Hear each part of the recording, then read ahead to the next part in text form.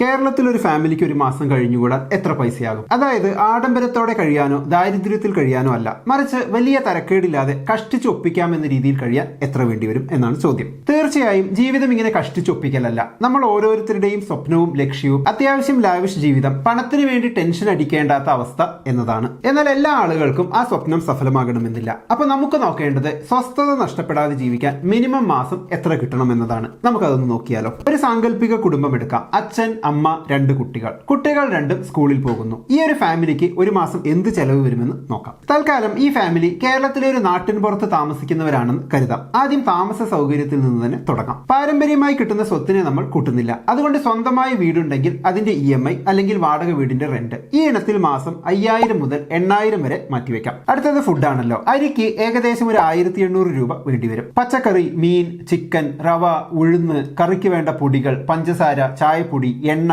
Fruits, അങ്ങനെ എല്ലാം കൂടെ കൂട്ടി മാസം ഒരു 8200 കൂട്ടാം. അരി, മറ്റു ചില സാധനങ്ങളൊക്കെ റേഷൻ കട വഴിയാണെങ്കിൽ ഇതിലും കുറവായിരിക്കും. പക്ഷെ തൽക്കാലം നമുക്ക് എല്ലാം പുറത്തുനിന്ന് വാങ്ങാം. ഇനി കുട്ടികളുടെ വിദ്യാഭ്യാസത്തിലേക്ക് വരാം. ഗവൺമെന്റ് സ്കൂളിലോ എയ്ഡഡ് സ്കൂളിലോ ആണെങ്കിൽ സ്കൂൾ ഫീസ് ഇല്ല. പകരം മറ്റ് അല്ലറ ചില്ലറ ചിലവുകൾക്കായി മാസം ഒരു 600 കൂട്ടാം. ഒരു വർഷം വേണ്ട യൂണിഫോം, ബാഗ്, കുട, നോട്ട്ബുക്ക്, പേന, അങ്ങനെ എല്ലാം കൂടി ചിലവാക്കുന്നതിന്റെ മൊത്തം കണക്കിന് മാസം വെച്ച് കണക്ക് കൂട്ടി നോക്കിയപ്പോൾ കിട്ടിയതാണ് ഈ 600. ഇനി കുട്ടികൾ ഒരു സാധാ ഇംഗ്ലീഷ് മീഡിയം സ്കൂളിലാണെന്ന് കരുതുക. അതായത് അഫോർഡബിൾ ആയിട്ടുള്ള എന്നാൽ ഹൈഫൈ അല്ലാത്ത സ്കൂൾ. അപ്പൊ മാസം ഫീസ് പ്ലസ് സ്കൂൾ ബസ് 2 പേർക്കും കൂടെ ഒരു 4000 വരെ ആകാം. അടുത്ത ചെലവിലേക്ക് പോകുന്നതിന് മുമ്പ് നിങ്ങൾക്ക് യൂസ്ഫുൾ ആയിട്ടുള്ള ഒരു കാര്യം പരിചയപ്പെടുത്താനുണ്ട്. നിരവധി പേർക്ക് ട്രേഡിംഗ് ചെയ്യാനുള്ള ആഗ്രഹമുണ്ട്. ചിലർ അതിനെ ഒരു പാസീവ് വരുമാന മാർഗമാക്കാനും ശ്രമിക്കാറുണ്ട്. പക്ഷേ ഇതിനെക്കുറിച്ചൊക്കെ നല്ല ധാരണയുള്ളവർ, നന്നായി മനസ്സിലാക്കിയവർ മാത്രമേ ഇൻട്രാഡേ ട്രേഡിംഗ്, F&O ട്രേഡിംഗ് ഒക്കെ ചെയ്യാവൂ. എന്നാൽ ഇൻവെസ്റ്റിംഗ് അങ്ങനെയല്ല. അതെല്ലാവരും ചെയ്യേണ്ടതാണ്. ട്രേഡിംഗ് ഓപ്ഷണൽ ആണ്. എങ്കിലും ഇതെല്ലാം ചെയ്യുമ്പോൾ ആളുകൾ സാധാരണയായി 2 വലിയ തെറ്റുകൾ വരുത്താറുണ്ട്. ഒന്ന്, രജിസ്റ്റർ ചെയ്യാത്ത പ്ലാറ്റ്ഫോമുകളിൽ പോകുകയും തട്ടിപ്പിൽപ്പെടുകയും ചെയ്യും.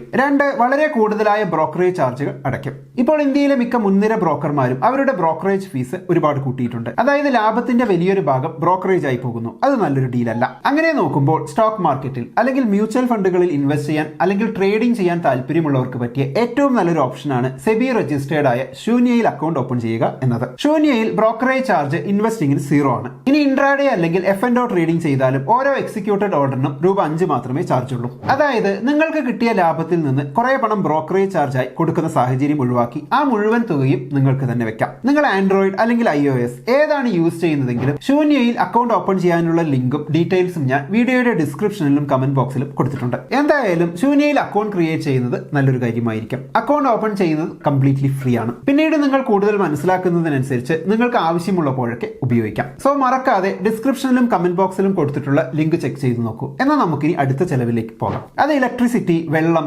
ഇന്റർനെറ്റ്, ഫോണ്, കുക്കിംഗ് ഗ്യാസ്, അങ്ങനെ കുറച്ച് ഐറ്റംസ് ആണ്. അതിൽ വെള്ളം ആൻഡ് ഇലക്ട്രിസിറ്റിക്ക് ഒരു 500 രൂപയാകും. പേരൻസിന്റെ മൊബൈൽ റീചാർജ് 600 രൂപ. 1000 രൂപയുടെ കുക്കിംഗ് ഗ്യാസ് കഷ്ടി 2 മാസം എത്തും. അപ്പൊ അതിന് 500 കൂട്ടാം. 2 പേരും 12000 രൂപയുടെ 2 ഫോൺ 3 വർഷത്തിൽ ഒരിക്കൽ വാങ്ങിയാൽ പോലും അതിന് മാസം ഏതാണ്ട് 700 രൂപയാകും. അപ്പൊ ഇതിനെല്ലാം കൂടെ മൊത്തത്തിൽ 2300 രൂപയാകും. സ്വാഭാവികമായും ഇതിൽ വൈഫൈ ഉണ്ടോ, നെറ്റ് എത്ര റീചാർജ് ചെയ്യുന്നു, കറണ്ട് എത്ര യൂസ് ചെയ്യുന്നു എന്നതൊക്കെ അനുസരിച്ച് വ്യത്യാസം വരും. അടുത്തത് ട്രാൻസ്പോർട്ടേഷൻ ആണ്. അച്ഛനും അമ്മയും ജോലിക്ക് പോകുന്നവരാണെങ്കിൽ പബ്ലിക് ട്രാൻസ്പോർട്ട് ആണ് യൂസ് ചെയ്യുന്നതെങ്കിൽ ഒരു 2000 മുതൽ 3000 വരെ പ്രതീക്ഷിക്കാം. ഇനി ഹോസ്പിറ്റൽ ചെലവാണ്. അതൊരു ഫിക്സഡ് എമൗണ്ട് എന്ന രീതിയിൽ പറയാൻ കഴിയില്ലെങ്കിലും വർഷം ഒരു 6000 ഒക്കെ ചെലവായി കരുതിയാൽ മാസം ഒരു 500 കൂട്ടാം. ഇത് വേറെ അസുഖങ്ങളൊന്നും ഇല്ലാത്ത ഒരു കുടുംബത്തിന്റെ കാര്യമാണ്. ഇനി തുണികൾ, ചെരുപ്പ്, മറ്റ് ആക്സസറീസ് ആണ്. ഒരു വർഷത്തിൽ 3 പ്രാവശ്യം കുടുംബത്തിലെ എല്ലാവർക്കും കൂടി ഇങ്ങനെയുള്ള ഷോപ്പിംഗ് നടത്തുന്നു എന്ന് കരുതുക. അതിന് ഓരോ തവണയും ഏകദേശം 5000 ആകുമല്ലോ. അപ്പൊ മൊത്തം 15000. അതായത് ഒരു മാസം 1250 രൂപ. ഇനി അല്ലറ ചില്ലറ സാധനങ്ങളാണ്. പേസ്റ്റ്, ബ്രഷ്, സോപ്പ്, തുണി അലക്കുന്ന സോപ്പ്, അങ്ങനെ എല്ലാത്തിനും കൂടെ മാസം 200 കൂട്ടാം. ഇനി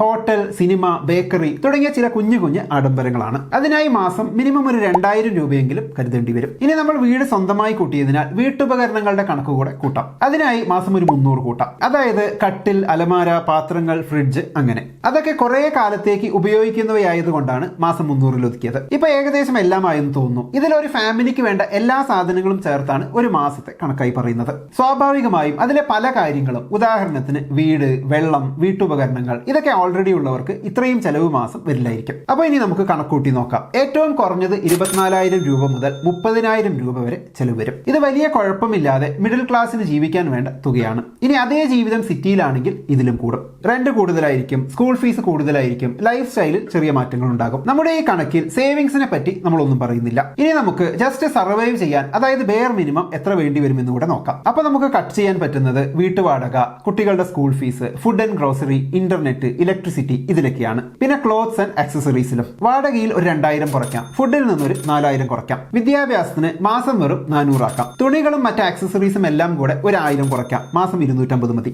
അങ്ങനെയാണെങ്കിൽ ഒരു 16000 ഒക്കെ മതിയാവും. ഇതും നാട്ടിൻ പുറത്ത് കാര്യമാണ്. ഇപ്പോൾ നമ്മൾ അത്യാവശ്യം മോശമല്ലാത്ത രീതിയിൽ ജീവിക്കാൻ വേണ്ട ചെലവും കഷ്ടപ്പെട്ട് ജീവിക്കാൻ വേണ്ട ചെലവും മനസ്സിലാക്കി. ഇനി അത്യാവശ്യം കംഫർട്ടബിൾ ആയ അത്യാവശ്യം നല്ലൊരു ലൈഫ് സ്റ്റൈൽ മെയിൻറ്റെയിൻ ചെയ്യാൻ എത്ര വേണ്ടിവരും എന്ന് കൂടെ നോക്കാം. അതായത് ആവശ്യങ്ങളൊക്കെ നിറവേറണം, അത്യാഡംബരങ്ങൾ ഒഴിച്ച്. നല്ലൊരു വീട്, കുട്ടികൾ ആ ഭാഗത്തെ അത്യാവശ്യം പ്രസ്റ്റീജിയസ് ആയ സ്കൂളിൽ പഠിക്കുന്നു, പിന്നെ നല്ല ഹെൽത്തി ആയ ഭക്ഷണം, അതും വില നോക്കാതെ ചൂസ് ചെയ്യാൻ കഴിയണം. ഒരു കാർ സ്വന്തമായി വേണം, നല്ലൊരു ഹെൽത്ത് ഇൻഷുറൻസ് വേണം, ഇടയ്ക്കൊക്കെ പുറത്ത് ഔട്ടിങ്ങിന് പോകാൻ കഴിയണം, പുറത്തുനിന്ന് ഭക്ഷണം കഴിക്കൽ, മൂവി കാണൽ, ചില ആഘോഷങ്ങൾ, ചെറിയ ട്രിപ്പുകൾ, അങ്ങനെ എല്ലാം ഉൾക്കൊള്ളുന്ന ഒരു കംഫർട്ടബിൾ ലൈഫ്. വീടിന് മാസം 15000 മുതൽ 20000 കണക്കാക്കാം, ഫുഡിന് 15000 മുതൽ 20000 വരെ. ഇനി വിദ്യാഭ്യാസത്തിന് ഒരാൾക്ക് 6000 മുതൽ 10000 വരെ കണക്കാക്കാം. ഇലക്ട്രിസിറ്റി, വെള്ളം, ഇന്റർനെറ്റ്, ഗ്യാസ്, അങ്ങനെ എല്ലാം കൂടെ 5000 മുതൽ 8000 വരെ. ഗതാഗതം സ്വന്തം വണ്ടിയായതുകൊണ്ട് മെയിന്റനൻസ്, ഇൻഷുറൻസ് എല്ലാം കണക്കാക്കണം. എങ്ങനെ പോയാലും 7000 മുതൽ 10000 വരെ ആകാം. ഹെൽത്ത് കെയർ ഒരു 5000 മുതൽ 8000 വരെ കൂട്ടാം. ഇനി എന്റർടൈൻമെന്റ് ആണ്, അതിനൊരു മാസം 5000 ചെലവാക്കുന്നു എന്ന് കരുതാം. അപ്പൊ മാസം ഒരു 65000 മുതൽ 90000 വരെ വേണ്ടിവരും ഏകദേശം പലരും ആഗ്രഹിക്കുന്ന ആ കംഫർട്ടബിൾ ലൈഫ് കിട്ടാൻ. ഇതിലും സേവിങ്സിന്റെ കാര്യം നമ്മൾ കൂട്ടിയിട്ടില്ല.